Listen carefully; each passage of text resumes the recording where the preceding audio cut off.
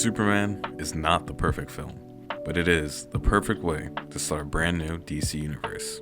My name is Yusuf Shah. Welcome to this new channel. We're probably going to call it Not Another Video Essay, title pending. We'll see how it goes. And today I'm here to talk about one of my favorite movies of the summer, Superman, directed by James Gunn. So I've seen the new Superman movie twice now in theaters, and now that it's on streaming, I'm probably going to sail the seven seas just to watch it one more time. And boy oh boy, was it stunning to watch. Now, by no means is this the perfect film, as the thumbnail suggests. Yes, you've been clickbaited, but it is the perfect way to start the new DC universe. James Gunn has had a particularly difficult task in front of him. When he took over as the CEO of DC Studios, James Gunn inherited a failing franchise that was a shell of its former self.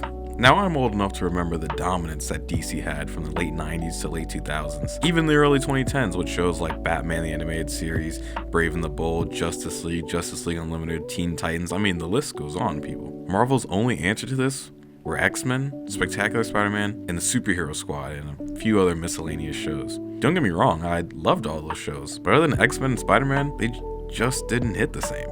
That was until...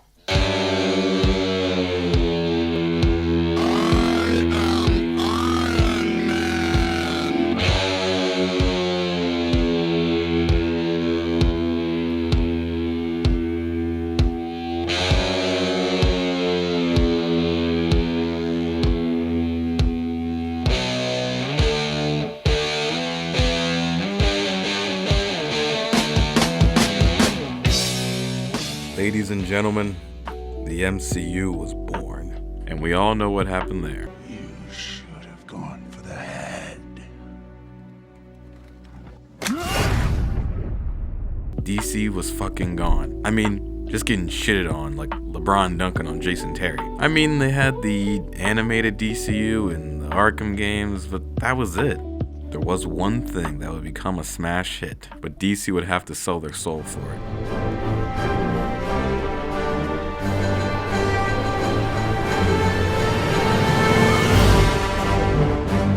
Injustice: Gods Among Us. Now, I understand that this isn't the most well-received piece of media now, but when this came out, I mean, this was the shit. I mean, everyone and their mother was playing this game. Now, I don't appreciate how everyone online has been rewriting history. You see, at the time, evil Superman was a pretty niche thing. It was only him. Hell, we haven't even gotten Goku Black yet. Closest thing was like Turles.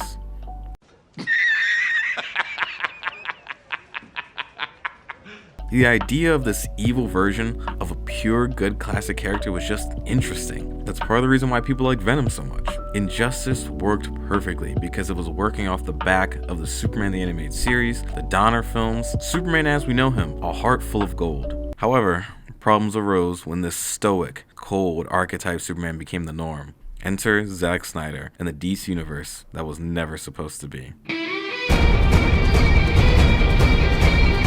Now, I have mixed feelings about Zack Snyder and his interpretation of superheroes. I think he has a great cinematic eye when it comes to visuals, but I don't particularly enjoy his storytelling and the themes that he chooses to pair with it. So if it wasn't clear by now, I was not a fan of Man of Steel, and the overall vision he had for the DCU just was too dark and gray and morally ambiguous, and that's fine for some things, but not the entirety of the main timeline of DC. And Man of Steel in isolation is not a bad film, nor is it a bad interpretation of Superman in the context of an Elseworlds story, which seems to be Snyder's original plan, but Marvel's dominating the superhero genre, and more importantly the box office. Warner Brothers got nervous and handed the keys to an alcoholic. I'm not here to slander Zack Snyder, but I think the majority of people could agree that he was not the right person to lead this new DCU. With that being said, it could have worked in isolation.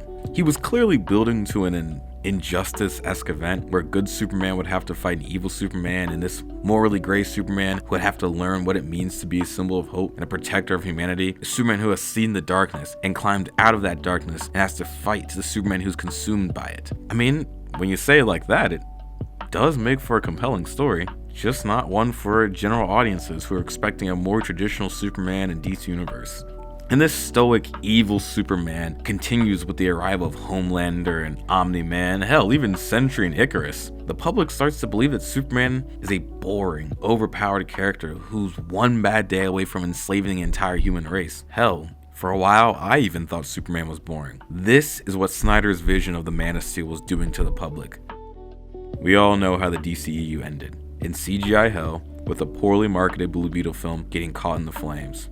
On a quick side note, I really enjoyed that Blue Beetle film, but let's get into the mindset that James Gunn wasn't going to take over the DCU. Where the hell was that film supposed to go? Narratively, it just didn't fit in this whole DCEU story. Like, are you setting up a Teen Titans thing? Young Justice? Why would you start with him? I digress. Let's focus less on how the DCEU ended, and instead focus on the DCU that James Gunn would eventually inherit. Now, I saw someone online say that the end credits scene where Superman questions why the building isn't perfectly aligned, and Mr. Terrific responds with, What do you want me to do? Do you want me to take it apart and put it back together? No. It was just... You just what?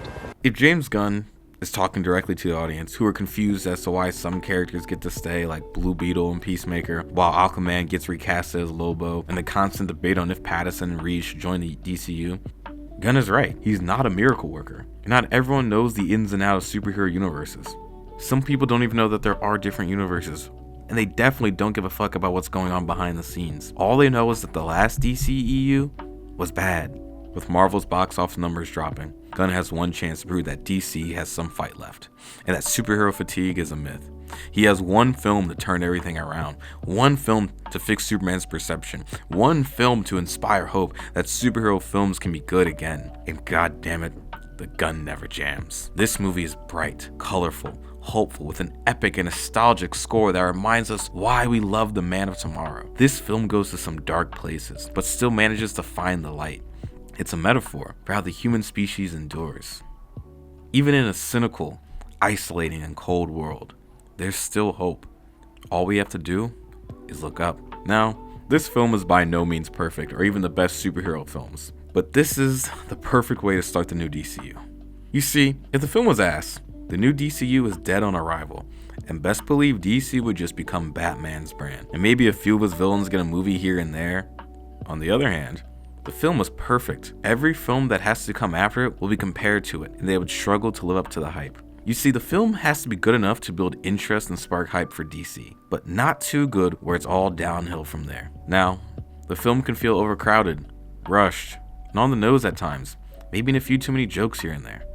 But James Gunn excellently builds a world that feels lived in. He creates a playground for other directors to play in, and I'm excited to see how other DC characters of different tones and genres interact in the new world. This portrayal of Superman feels fun, young, vulnerable, yet strong. Corn Sweat absolutely embodies the role, and you can see how passionate he is about doing this character justice. This feels like a DCU that can rival Marvel without trying to rush to the finish line. It feels like a universe that takes what we loved about the characters without feeling old or outdated. This feels like the proper foundation to build on, like a trunk to a tree. Compare this to Man of Steel, which felt like a stick that was forced to branch out.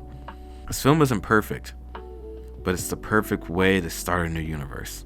And god damn it, it's perfect to me.